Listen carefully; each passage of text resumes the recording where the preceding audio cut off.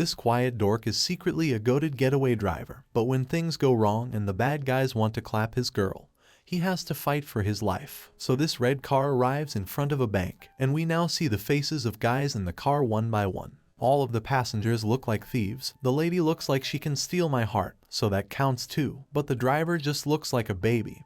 And you won't believe this, but his name is Baby. Baby starts playing music on his iPod and the rest of the guys get out of the car. They take their stuff from the trunk and head into the bank. While they're in the bank, Baby's having the performance of a lifetime in the car. But when a cop car flies by him, he's brought back to reality. He looks in the bank and can see his guys rounding off, so he knows it's about to be showtime. He's now getting himself ready as his guns run out of the bank and into the car. He does a quick reverse, then a sharp turn, and he's on his way. However, the police are on his tail, but he's doing a pretty good job at losing them. He now has about 5 police cars chasing him. It's like Vice City up in here, but Baby is playing it really cool, just swerving out of every danger. Then it gets to a point where he gets in the middle of 2 other red cars on the highway. A police chopper has eyes on him, but he goes under the bridge and quickly switches lanes with the car on the left. Of course, the chopper didn't catch that, so they still think he's the one in the middle. That's how they manage to escape. They dump the red car in a parking lot, quickly change clothes and cars, and the lady drives them off. Now we see Baby really enjoying his walk with his earphones on. This is how you walk when you've just had a big payout. But then again, I don't have a job, so how can I relate? He goes into a coffee shop, orders 4 coffees, and heads back to where the rest of the guys are just as the money is being shared.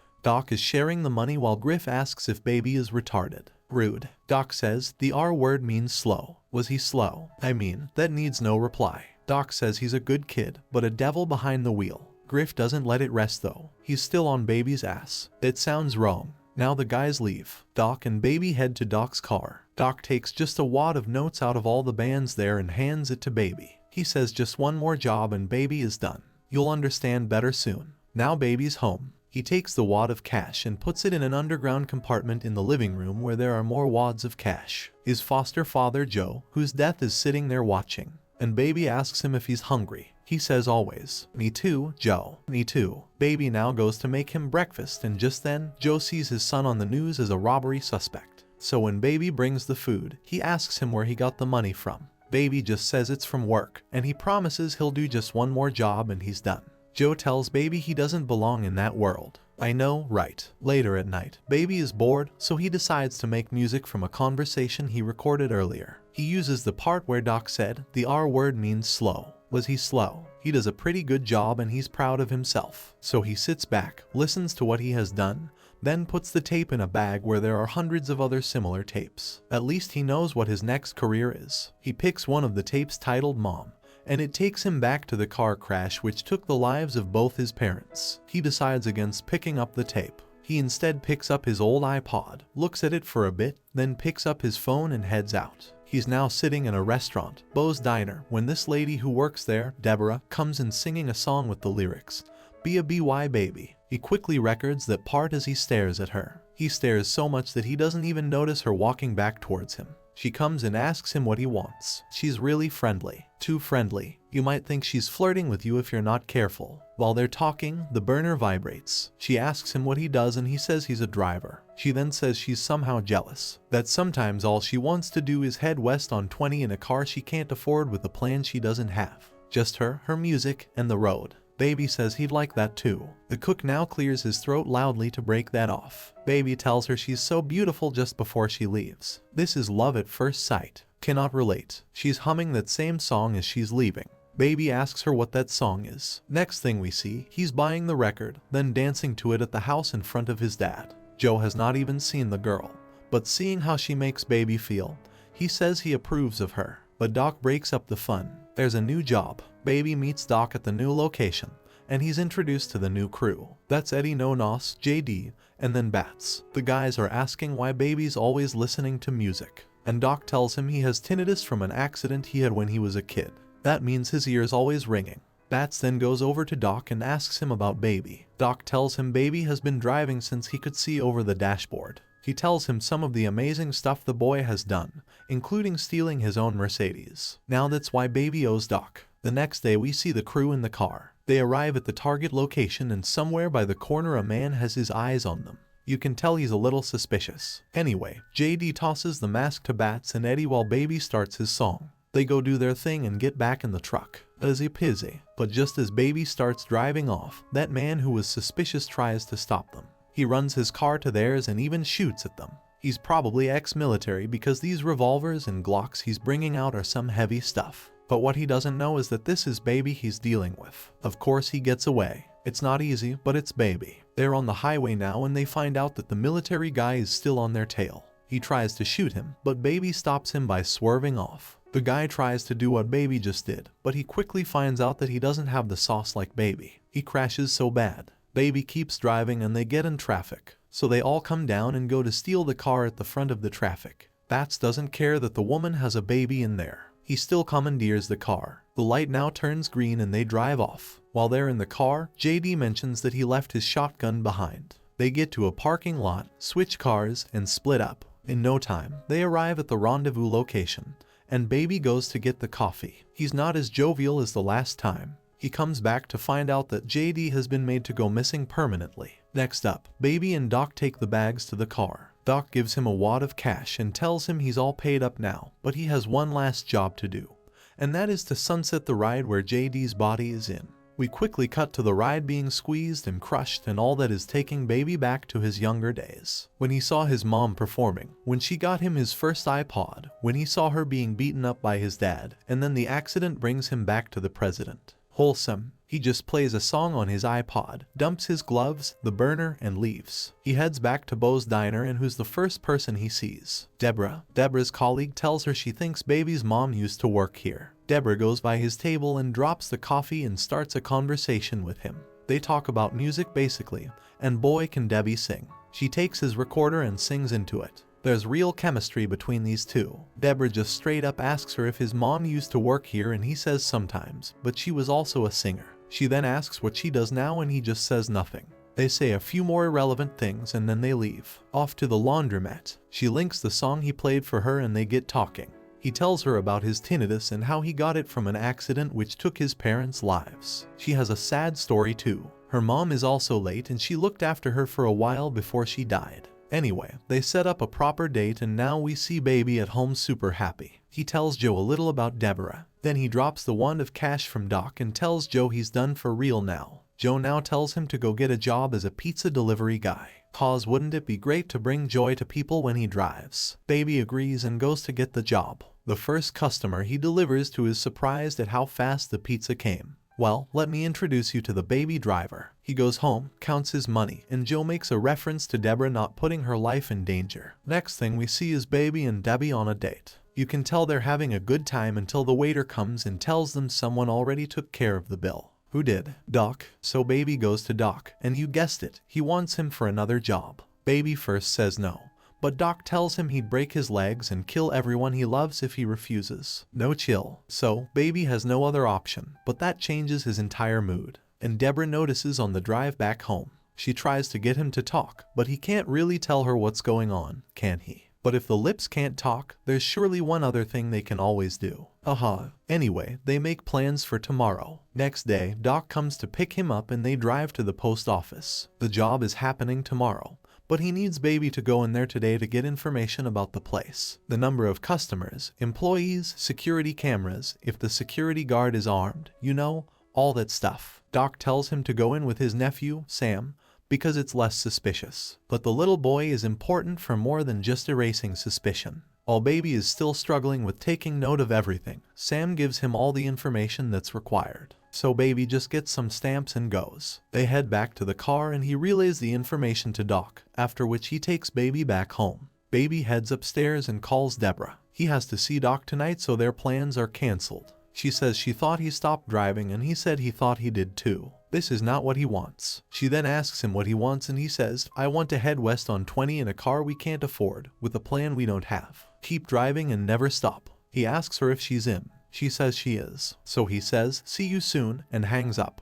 He shows up for the job and the new crew is a mix of the old ones, Bats and then Buddy and Darling. It seems those two are part of one package. They do some small talk and then Buddy heads over to Baby and they're bonding over, yes, you guessed it, music and fast cars. They're listening to a song together and somehow that seems to annoy Bats, Who thinks you don't need music to drive? Just drive. Anyway, Doc comes and breaks up the conversation as he begins to read out the plans to hit the post office, as well as the tools they'll be needing. Tonight they pick up their guns, and after that, they'll all be spending the night here. And they're off. Bats asks Baby to pull over because he wants to be. He does. Bats gets off and the lovebirds are at it again. As they're hanging out, Darling tells Buddy she wants him to clap Bats after the job, cause he looked at her funny. Oh wow. Anyway, Bats comes back and they leave. They head straight to the pickup location. This little man dressed in all white removes a cloth and viola. All sorts of firearms, grenades too. If you thought this was going to be a simple purchase,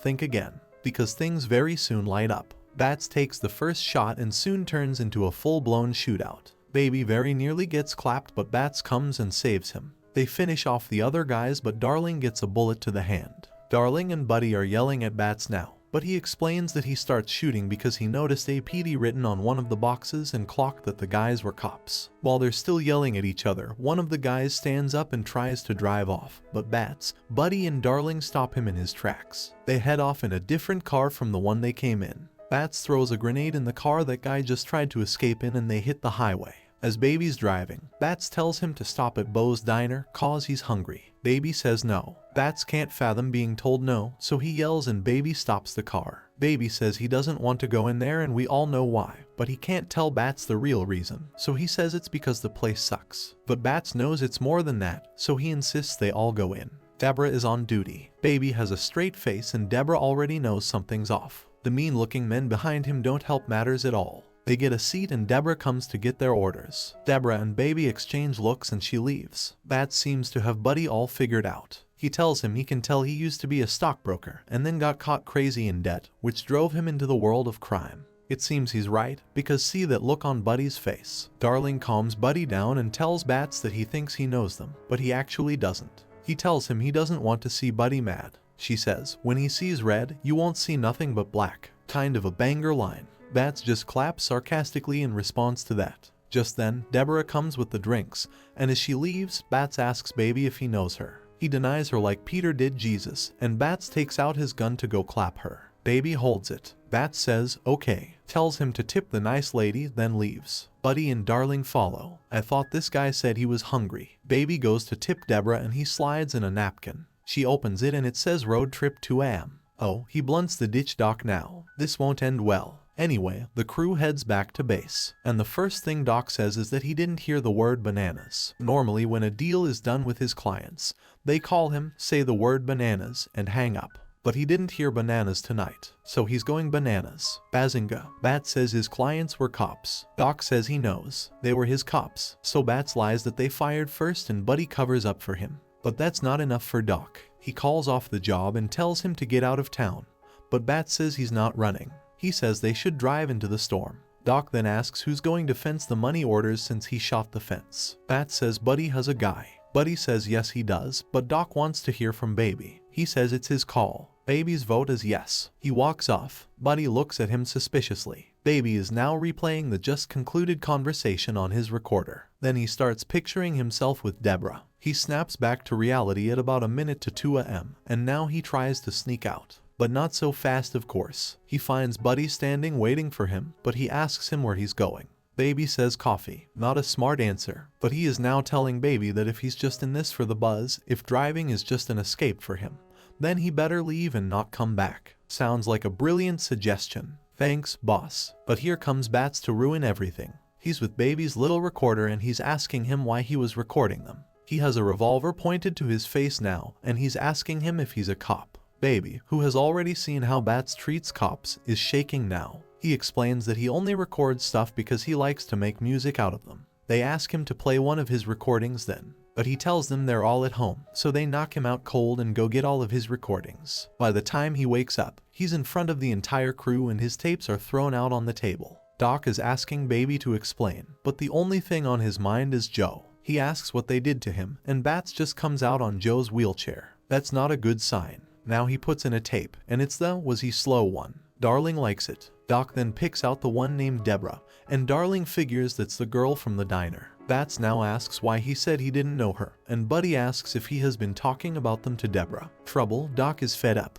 He says, take this fool back to his shithole. I'll find another driver for tomorrow. And baby gets up and says, no, you're not getting a new driver. I've been on every job since we met. I'm your driver tomorrow. I'm driving. Doc loves the energy, so baby's back on the job. Meanwhile, Deborah is sitting at the diner waiting endlessly. Poor girl. The next day, the crew hit the road. It's a little cloudy. They get to the post office, and Buddy and Darling drop off at the entrance, while Baby and Bats go round back where Bats drops off. While he's waiting in the car, Baby sees a woman approaching the post office. She waves at him, and he shakes his head at her. She turns and returns with a police officer. While he's at the door of the car, the guys come out and Bats claps the cop. Then they get in the car. But Baby doesn't move. Bats is yelling at him to drive, but he's just staring. Bats says he'll shoot him if he doesn't move in 3. So Baby just puts his foot on the gas and runs into the truck ahead of them, which had a rod poking out. The rod runs straight into Bats' chest, and that's good night. Baby, Buddy, and Darling quickly get out, and before they know it, cops are everywhere. Buddy and Darling shoot for a bit before they join Baby and run.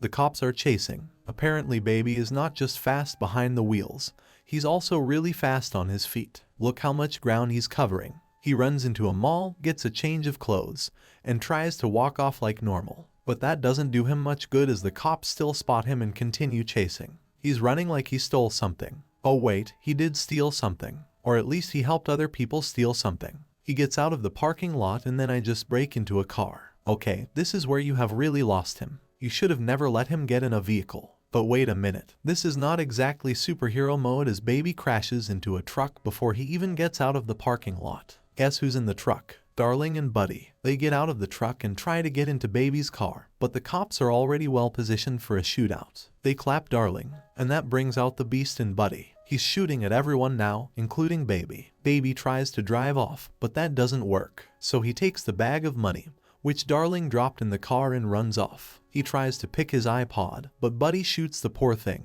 Baby now stops an old lady and takes her car, but he doesn't just drive off. Now that his iPod is gone, he has to find the right song on the radio before he can drive. That takes a few seconds, but he does find it. He turns, tosses her back to her, and drives home. He gets home and finds Joe on the floor. The entire house is scattered. He grabs his wads of cash, stuffs them in Joe's jacket, then puts a call through to Bo's diner. The cook picks up, so he just tells him to tell her that Baby's coming. He hangs up, picks his iPod, he has a lot of these obviously, and carries Joe down to the car. He uses another car though, not the one he came in. He drives Joe to an old people's home, records a message telling the listener all about Joe. Joe asks Baby if he'll come back, and he says he doesn't know. Again, Joe tells him to take care of Deborah, and just then, a chopper from the Atlanta Police Department shows up with its very bright lights.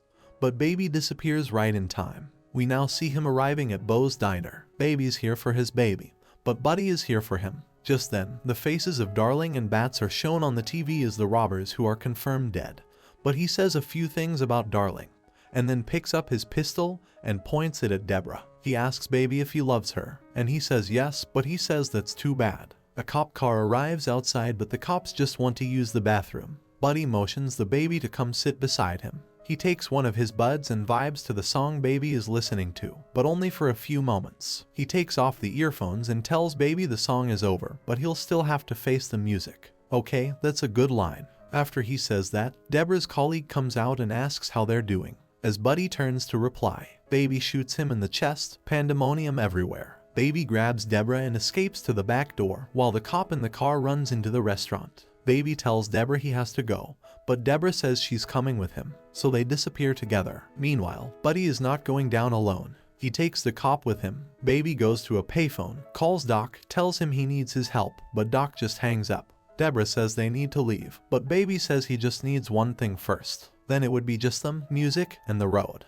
She says they don't even have a car, and just as she says that, a sweet red Mustang pulls up. Baby goes and commandeers the car. He and Deborah get in, and they drive off. They get to a parking lot and stop. Deborah has her heart in her mouth. Baby goes up to meet Doc. He tells him he needs those tapes. Doc says he isn't giving them to him. Baby says he has the money orders in the bag he's holding, and he'll trade the bag for just one of the tapes. Doc still says no. When he sees Deborah come in, that seems to change his mind. As the elevator door opens, they see 3 men shooting at them. Doc tells them to run while he takes care of them. Doc gets shot though, so Baby and Deborah stop to see if he's okay. He turns to them and says, "I thought I told you to run."